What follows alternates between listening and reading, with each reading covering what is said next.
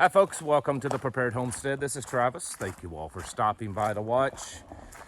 Got a topic this morning that, I don't know, probably isn't going to be a hyper popular topic, or at least video, because it seems like that's how things go here on YouTube. Myself, and I see other YouTube channels that are similar to mine, complain about this all the time. That they get a lot of complaints from people that, oh, your topics, your videos are so sensational, or they're doomsday, or you're just trying to, it's just fear porn. And yet, when any of us, myself and others included, put out a video on actual prepping or homesteading or skills or real ideas, it just kind of falls flat. The video does. Honestly, I think it has more to do with YouTube and their algorithms than anything, because I hope that most of our audiences are actually really trying to, be more prepared in their life and not just watching it just for the sheer entertainment value alone. Well, today's video probably leans to the boring side, but I think it's vital information that we should be talking about, or a subject that we should be exploring. And that is, what do we do after all this is done? Like, what are our plans for that? Are we doing anything for the future other than just preparing for our own survival? Now, I understand that many of us think that this could be the final thing. This could be the end times that's biblically spoken of, but we don't know that for sure. And so I think it is a smart thing for us to not just plan and prepare for our survival, but also, if we can, start putting things into place that could redirect our future as a people. And so that's kind of what I want to talk about today. Now, I want to admit that these ideas that I'm going to speak of aren't all mine. I have recently gotten to know some guys that they're kind of doing this also, and so it's kind of a collaboration of ideas. Now, they're not trying to put together necessarily an organization. It's not a pyramid scheme. It's not anything you buy into. They're just really smart people that are kind of thinking ahead of how can we take advantage of this time to kind of redirect and change the path of our future, this nation, us as a people. And I'm not going to mention who they are or anything, because I don't have that permission yet, but maybe in a future date we will. And what I mean by that is, we're already working on the groundwork. Folks like myself here in our local area, and many of you, and that is, we are trying to build local groups, local communities, small local communities. And that right there is already the groundwork of changing the direction of what's happening. And if nothing else, as everything comes crashing down, we can have an alternative put in its place. We don't have to just say, well, we know the only direction this is headed is the globalist, utopian, Great Reset agenda. We can create our own agenda if we try. And I know that we're a minority, but you know what? History has shown us that it's the good people are always in the minority. The people that are trying to do the right thing, they're usually always the smallest amount of people. The ones that are really willing to stand up and do what's right. And so I thought I would talk a little bit about this. I don't want to get too deep into it today, because it's a lot to talk about. It's a lot to think on. And these aren't all necessarily solutions, but they're certainly ideas that we should begin to entertain, because we don't know exactly what the future holds.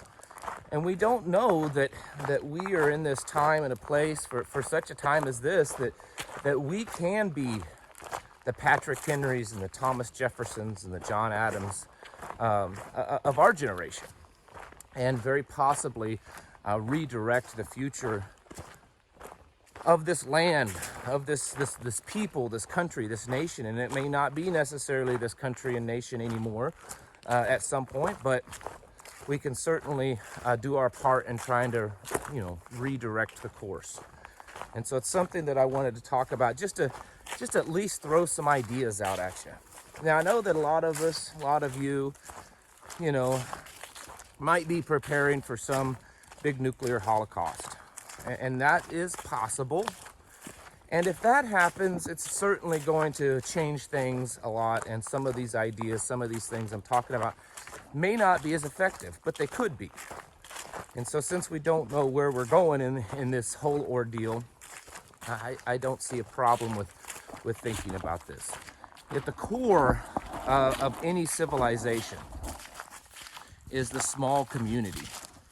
On the smaller scale, the local community, that's really the core of all civilizations.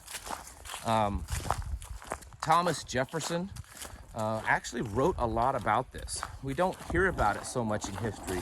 We hear about a lot of the things that Thomas Jefferson said and did, but this is one of them that we don't hear too much. But if you do some digging, you'll see that Thomas Jefferson had some ideas on how this nation should be organized. Not necessarily the government of the central government, but how it should be organized on the local level.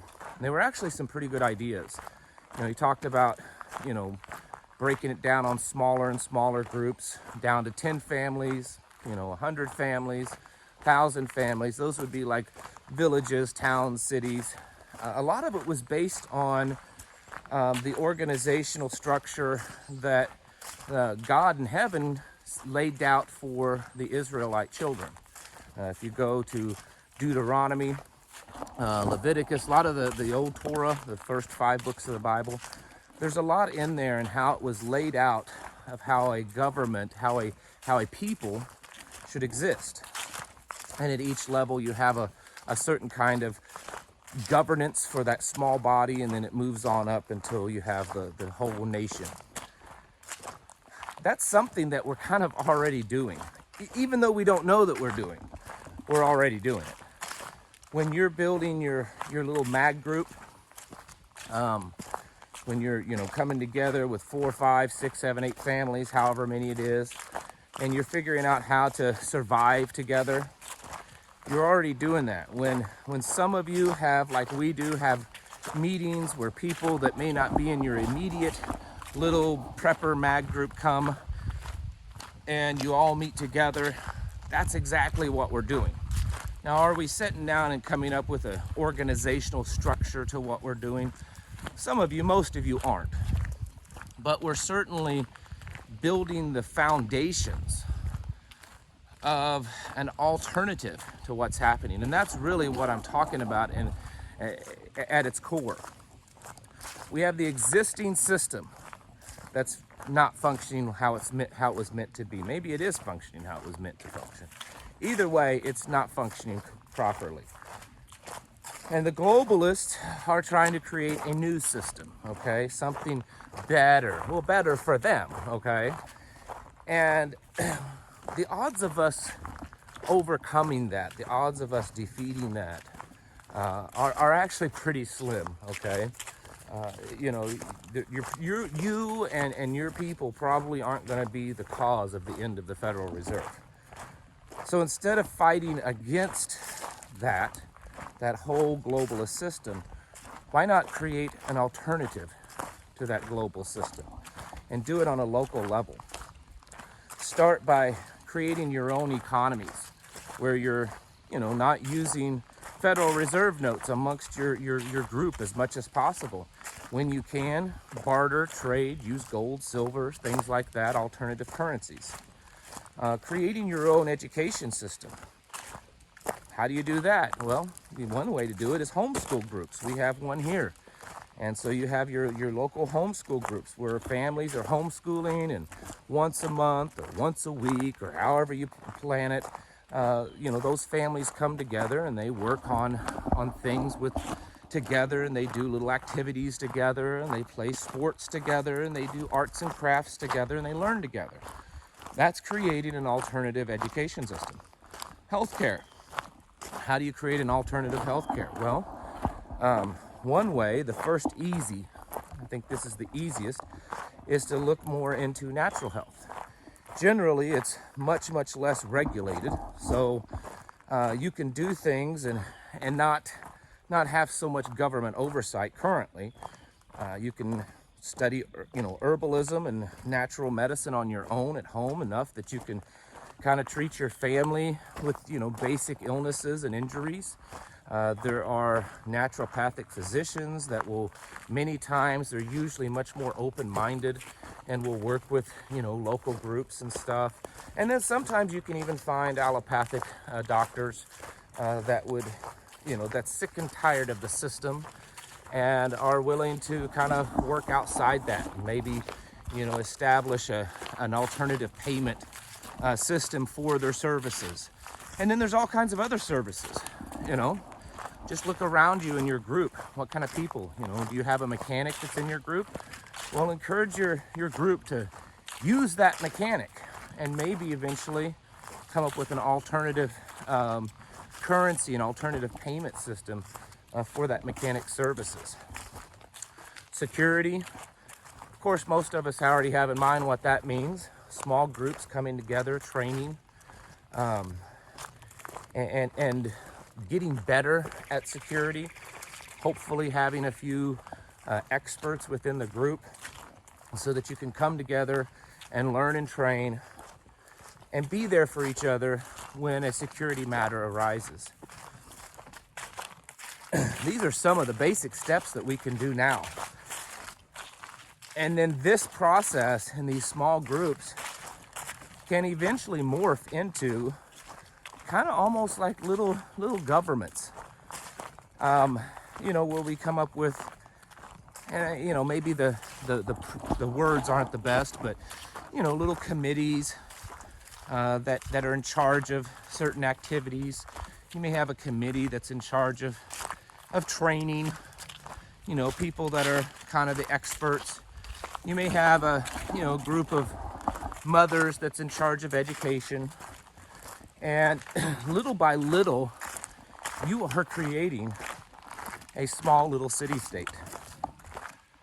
And you're creating an alternative to the system. Now, I know what you're going to say, but we're still living within the system, yes? Still probably going to have to pay them property taxes. You're still going to have to pay fuel taxes and income taxes and all that other stuff. So we have to work within the current system while we are building an alternative system. This is not really a new idea. Groups on the left and the right have been talking about this and doing things like this for a long time. So we don't have to reinvent the wheel. In fact, there are stories of when Russia was under communist rule, that towards the end of the Soviet Union, just in the last few years of its existence, that there were some communities kind of on the outlying edge of their power that started basically doing this.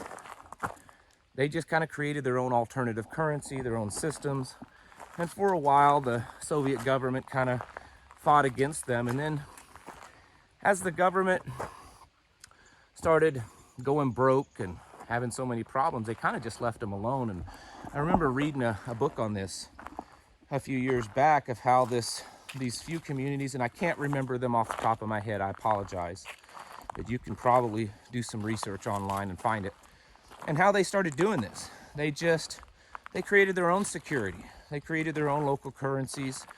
They just kind of did their own thing. Basically just started little by little ignoring the government, and eventually rendering them null and void. And of course it took time, but history records that they were one of the first people of the Soviet Union that were actually free from Soviet power because of that. And so it is possible for us to do this. I think it's something that you should be talking about within your local community. If you have, even if it's just you and 3 or 4 families that you're just friends and you're meeting, once or twice a month, you know, and you're having coffee and maybe a meal together, and then you talk about things and you plan things. Maybe you go shooting together. We still should be talking about this. It doesn't mean that you definitely need to be putting all this together right now and electing a council and electing a, you know, someone in charge and all that kind of stuff. It may be too early for that. But at least start having these conversations, opening your mind to this, that we're not just doing what we're doing to survive, you know, a complete crash of our society. We should also be looking at what we're doing with small communities, small networks of prepper groups and communities within community. We should start looking at that as the building blocks of an alternative to the system that exists and to the system that they're trying to put in place. And it's very possible that their plans don't work out exactly like they want them to. And it's very possible that what we do now could be the groundwork for something a lot better to come. And it doesn't necessarily mean that, you know, it's the revitalization of the current, not current now, but the Constitution of old. Maybe it's something new. Maybe we look at it and say, Constitution's great and all, but there could be a few improvements. You know, that Second Amendment probably needs to have a little bit more detail to it. I don't know. The point is that let's not look at self-sufficiency, preparedness as just a survival thing. Let's not look at it as something that we're doing just so that we can survive, just so that we can stay alive and keep our you know, just barely above water so that we can stay alive. No, let's look at it as a way to thrive, as a way to improve what we've already done in the past. And there's been some successes and there's been some many mistakes as a people. And so we can learn on that and start building something new. And like I said, we've already done a lot of it by creating the little communities that many of you are already involved in, your little groups, your little homestead groups, your homeschool groups, your prepper groups, whatever it is. And if we do that, I think that there is a possibility. I don't know that it's a high one, but I think that there's still a possibility that we could create some kind of alternative to this. And even if it never goes beyond the fact that it's just a subclass within the system or a subsystem or something like that, we're still creating a network of groups that can kind of lean on each other and come to each other's aid, a greater mutual aid network as things continue to fall apart. So I know this wasn't a exciting topic to cover, but sometimes the really important stuff isn't that exciting. So I hope that it gets your mind running, and maybe depending on the response I get from this video, we may talk about this in a future date. All right, folks, get your houses in order. Prepare yourselves mentally, physically, and spiritually. Thank you for watching. I'll catch you in the next video.